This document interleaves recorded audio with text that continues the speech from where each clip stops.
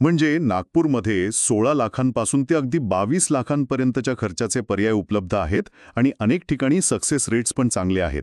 अगदी बरोबर. थोडक्यात सांगायचं झालं तर नागपूरमध्ये सरोगसीसाठी सरासरी खर्च जरी 18 ते 22 लाख असला तरी Shrikhande IVF, Nagpur test tube baby centre, Omega Hospital यांसारखी काही सेंटर्स 16 ते 20 लाखांच्या घरातही उत्तम सक्सेस रेट्ससह उपचार देतात.